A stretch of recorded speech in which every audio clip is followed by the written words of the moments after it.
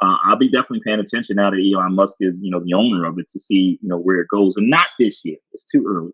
Not next year. Over the next to the next, to the end of the decade, I think would be a fair assessment to see what's going to go. But listen, I don't know. That could change. Sure, FTX, I thought it was going to be around for the next 20 years. That's true. Exactly. Right. And so, but if you pay $44 billion or something, I'm sure you won't let it go under next year.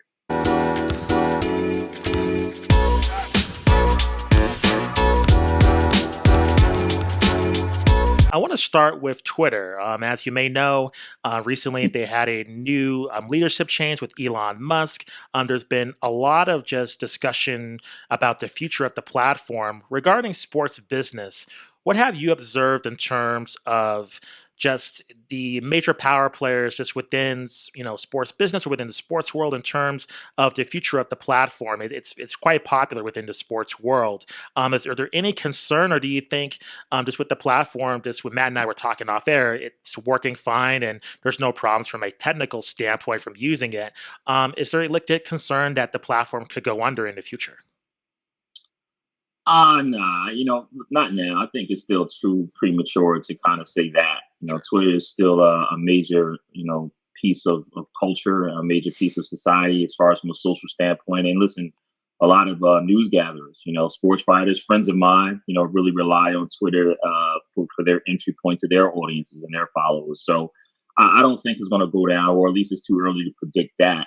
But I think it is a little bit concerning, right? You see all the layoffs there, and you start to worry about, security problems and that, what have you. Just general, a lot of tech stuff that you may be a little bit too above me, but I think that you do have that, and listen, I'm paying attention to it. I haven't certainly been on Twitter probably as much as I have in the past, only because it's different for me now. But I still think it's too early for it to say it's going to go under, and I think it's still a major part of society. And again, from a cultural standpoint, that if it does go under, then that'll be very interesting to see how we function. So if that happens, and I agree with you, I think the probability of it, going under it is very minimal. But if it does, within the world of sports, do you see just, the major influencers within the sports world pivoting to another platform? Like, I think Twitter's great for just the written word specifically. Like, if that does happen with Twitter, I guess I can't imagine another platform taking Twitter's space in terms of how important it is within the sports world. Perhaps, listen, I think LinkedIn is coming. I really do. I see a shift from business professionals, right? And I feel like in sports business, there's a lot of business professionals. You see a shift from people leaving Twitter only because, again, it's such a new Gen Z type society, and for business professionals, it may not be the place for them. And I feel like LinkedIn is definitely coming. I don't know if it's going to replace Twitter. But you have so many other social platforms out there. Athletes got their own websites. They can just find different ways to just go direct to consumer to get their message out. But listen, Twitter still is important. But here's something interesting though. I was looking at a poll before, and it was kind of just dissecting how Americans get their news, and Twitter is not necessarily up there, right? Facebook is still popular. YouTube, right? Everybody still looks at YouTube, not so much Twitter. So, for the majority of Americans, again, according to this poll, they are not on Twitter. But who is on Twitter? This is really crazy.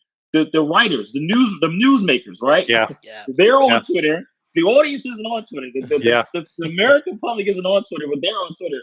So I found that to be very, very kind of backwards. And once I read that poll, it just changed my whole mindset. Like, I'm a journalist. I need to be where people are, where their eyesights are. So, not to say that Twitter's not important, because it really is, but it's like there's other forums, and you can get stuck on Twitter if you're on there long enough. I mean, you find yourself scrolling, and it's just, you gotta find, like, I don't have it on my phone right now. I have to delete it, man, because you need to kind of take a break. But again, not to digress too much, I still think that it's important. I still think, listen, sports, the leagues, the players, media, again, they still use it. But if it gets to a point where the platform isn't serving its purpose and it's turning into just too much of the wild west, I don't think from a brand perspective you want it to anything to be associated with that. Because remember Tumblr, right? Tumblr was like that, right? I mean, look, I'm 38, so I go way back to when it was first born.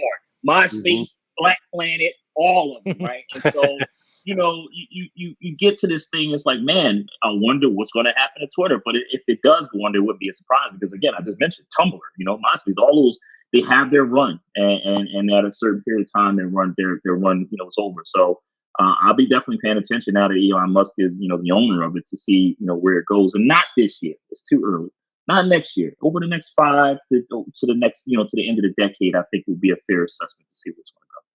But listen, I don't know. That could change. Sure, FTX, I Sure. thought they sure. was going to be around for the next 20 years. That's true. Exactly. Right. And so, but if you pay $44 billion or something, I'm sure you won't let it go under next year. While we're on social media, do you get the sense, I guess, of course, we just had a midterm election recently, so things always feel chaotic on all social media, like around that time. Of course, depending on who you follow, what you see, if you're doing the doom scrolling, so to speak. Do you see athletes changing their perspectives? I mean, we've been through an era with like the 2010s and with like LeBron ushering in more of a player empowerment movement, guys really focusing on their brands and sharing a lot more of themselves than we've ever seen, specifically directly from the athletes. Do you think over the next 5 to 10 years, just trying to predict it, athletes will be more withdrawn due to kind of more chaos and I guess just kind of very, very hot opinions on either side?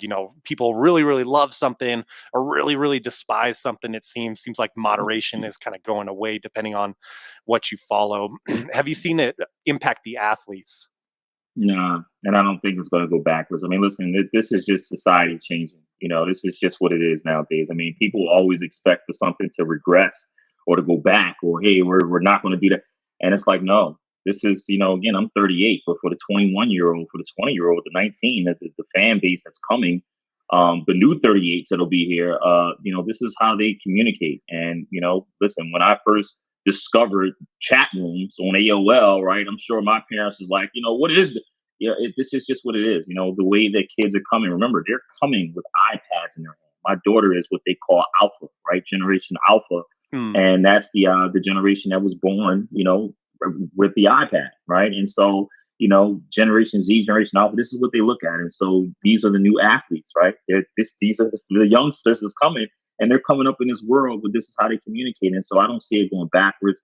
I don't see players taking a stand going back. I see it just moving forward. I think they'll be a little bit more careful, right, to what they say, right? If you don't Sure. believe that, just look at what happened the other day with Jaylen Brown. He tweeted out, I believe, and I don't know per se, I just saw the headlines, right? Energy. And that was something that probably he shouldn't have been supporting, but, here he is quickly, grasping at it and understanding, look, I don't want this to turn into a moment understanding. I just think that they got to be a little bit more careful before you run to Twitter, before you run to Instagram, and just kind of, think. And I think they'll get better at that. But again, the pandemic changed so much stuff, and social media is only going to be, it's going to go up. It's not going back. It's going to continue to go up, and with that, the athletes are going to have their voices. I mean, Players Tribune, I feel like, changed the game. And when Players Tribune Agreed. came out, that Yeah. gave the athletes and let them say, hey, wait, we can have a voice. We do. And then you just saw them, turn their platforms into that voice. Every time you see a player or something like that, what do they do when they want to put out a statement? They go on Instagram, they use Instagram stories to put it out in their own words. So I don't see that going backwards. Again, I just think that they'll be a little bit more careful, and the representatives around them will be a little bit more careful about what they say, or maybe getting it vetted before you hit tweet. But even then, you can only do but so much to control that. Do you think it's a prerequisite now to like mass appeal and mega stardom that you need to have a social media presence? Yeah, it helps. I mean, listen, this is what brands want. This is what the companies want. They want to be able to touch your social media following, right? And want to be able Mhm. to bring their message through this audience. And so, I mean, it helps, but again, it doesn't. I feel like it helps and it can hurt because you spend Mm. so much time trying to build up that brand instead of focusing on the craft at hand or whatever you're doing. And then through that, the social media and all that stuff will be there. It really will. But again, it's so hard to. I'm 38, right? I'm not old, but it's so hard to kind of say it's a negative, it's a positive. You got to have it, you don't have it. It's just, Sure. it's a part of society now. You know what I mean? It's a part of society. And so with anything that's a part of society, you have to learn to adapt with it. And I think we're all, especially over the last 2 years, learning how to adapt to what this new social media is going to be, because it's not going anywhere. It's just, if anything, is going to get more and more intensified. You just got to be careful about, how you utilize it. Yeah, and speaking of adapting, one thing that just me personally, like looking at articles and things like that, sports journalists and media in general, so much more reliant on social media as well for the stories and information that they're putting out. What have you observed in terms of changes in how sports media is interacting? I mean, in the NBA, of course, tied in with COVID, we've had less locker room access, things like that. Yeah. Do you see it as there's kind of more of like a wall in some ways, and that the media who would presumptively have the chance to be more critical of an athlete than an athlete putting out their own branded message from their team? Do you see that as a major change, or what changes have you noticed? Yeah, it's a change. It's a change, but you just learn how to navigate and you learn how to work around it. Listen, athletes still need the media, right? And we still need them. They still need that third party perspective. The league still need that third party perspective. And so the media still would be important, despite what people may think about it or we may feel, because, certain narratives about what the media is. It's still important in our society. So, what I saw, right? I saw leagues obviously have to do what they had to do during the pandemic. And, the NBA, you just mentioned, right? They shut down the locker rooms. I, for one, thought that we would never get back in. And here we are getting back in the locker rooms. You know why? Because the NBA understands the media is important, right? I was at an event, not too long ago. It was at Columbia University, and John Ledecky was there. And John Ledecky, the owner of the New York Islanders, he said to a group, a room full of people, he says, "You know why I love sports?" And I sat there, my ears wide open. He says, "Because we get free publicity every single day, free PR, free newspaper, and the TV station. We don't got to pay for it." And I'm like, damn, he's right. Name a business where you get the free PR every day. You don't have to worry about, if you're a company, if you get pitches from, as a writer, you get pitches and they want you to cover their news because they want to be out there. Now, the teams are going to get the free PR every day. ESPN, the local news stations, regional sports, the local radio, all day long, right?